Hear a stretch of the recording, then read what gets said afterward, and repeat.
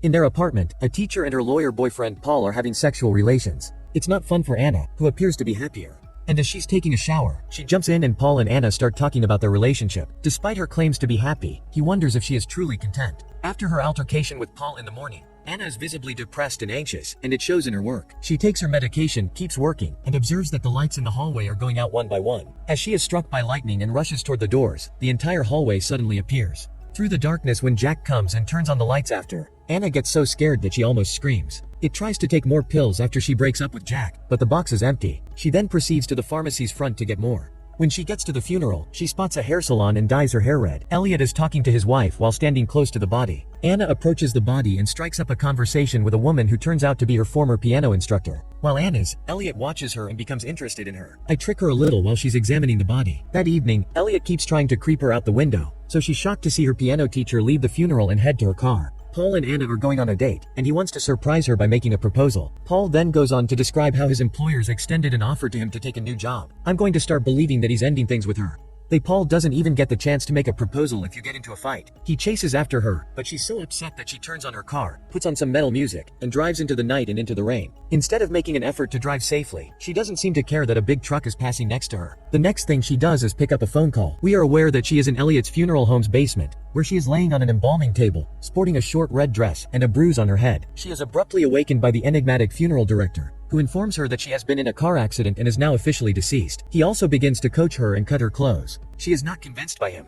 When he presents the death certificate, Anna isn't persuaded and tries to leave, but she is unable to. Everyone is in denial when they first wake up at the autopsy table. Elliot quips with a laugh. When Anna tells herself that she is having a nightmare and his mother informs Paul that her daughter has passed away, blaming him for allowing her to drive in the brain, he leaves her to rest and turns out the lights. Paul is left speechless and in tears as Anna's heartless mother claims she never enjoyed it. While Elliot is creating the bloody wound on Anna's forehead, she begs him to let her go because she is still convinced that she is alive. Elliot continues to inject a yellowish fluid into her neck while insisting that she is dead. At Elliot's funeral home, the doorbell rings as Anna returns to unconsciousness. Elliot heads out of the basement to welcome his mother as in sitting in front of her purportedly deceased daughter as his mother. Instead, she does not cry. She holds her responsible for her passing away and abandoning her poor mother. She leaves without giving Elliot her last wish, which is for him to come back and for his black hair to return to its natural state. While Elliot is cleaning his embalming tools upstairs at the funeral home, Anna wakes up in the basement and discovers she can move her body. She rapidly begins to feel for pain by pounding her hand on the table and checking her pulse. She gets up from the table and tries to use the basement phone to get some evidence that she is still alive. However, Elliot is already using the phone upstairs to confirm the specifics of her funeral, so it's already busy. Anna starts screaming for someone to let her outside, but no one is there and the doors are closed. When Paul shows up at the funeral home demanding to see Anna's body, Elliot won't let him because, as they have a falling out, Paul isn't officially family. Paul can be heard yelling, but his attempts are unsuccessful. When Elliot returns to the basement, he discovers Anna sitting on the floor. She queries Paul's whereabouts. However, he ignores the dancers and asks her the same questions again. He inquires as to whether she has ever loved Paul before trying to convince her to let go of the living, on which Anna is adamant. While Paul is having a breakdown and trying to pick the lock on the basement doors with a knife, Elliot persists and begins to convince her that she is not dead. When Anna sees the dead woman, she starts to feel uneasy and second-guess the situation. She knows in her bones that she doesn't want to die while Ellie is going through this. It goes into the room, but not before he lowers the room temperature and adjusts the thermometer, and then it tries to stab him to death. Like a master manipulator with a psychopathic streak, she steals, and Paul challenges her to drive a knife into him. She doesn't carry it out.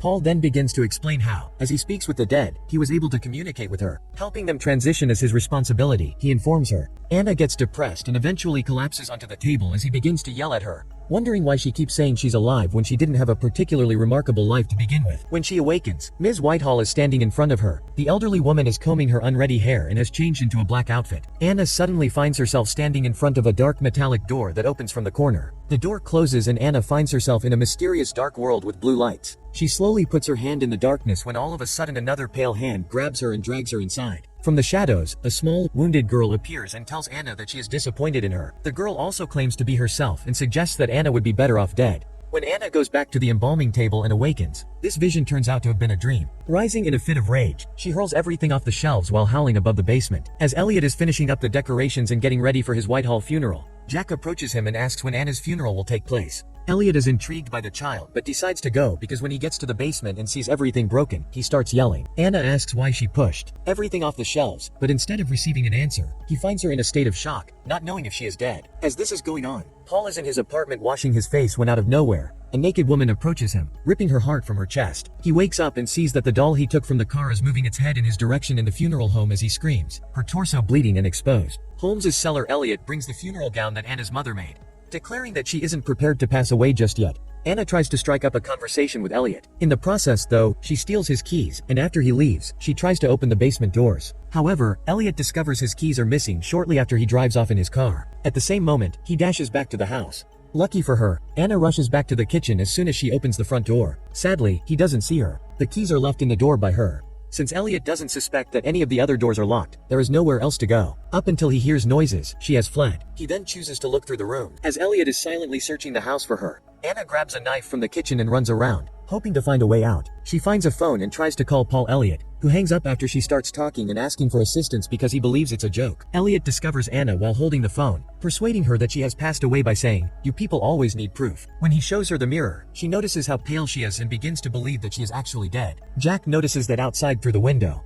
Elliot sees this, but he grins, sensing a chance to play the small child. After Anna appears to be persuaded, they head to the basement, where Elliot follows her mother's instructions to wash and color her hair. While looking after Anna, Elliot receives a call to come pick up a dead body and get it ready for a funeral. Paul visits Anna's school to retrieve her belongings from her drawers because he is still in mourning. He discovers images of himself in postcards, taken by Anna at a picnic. He begins to cry as the memories flood his mind. Saying he knocks everything off the table while this is going on, he becomes enraged. In the basement, Elliot is getting ready to prepare another corpse for Anna. He sews the deceased man's mouth shut and inserts plastic into his eyes, and inquires as to if Paul shed a tear when he saw her, and Elliot makes up the claim that he didn't want Paul. "I never even saw her." To Elliot she asks. He explains to her why people die, because death gives life significance. Then he gives her another shot of the yellow fluid in her neck, knocking her out of her seat at school. When Paul first meets Jack, the young child informs him that he saw Anna wearing a red dress at the funeral home. Anna didn't have a red dress, according to Paul. Jack, though, is adamant. She observed her Paul can no longer take it anymore. Additionally, Jack mentions that Paul might no longer love her.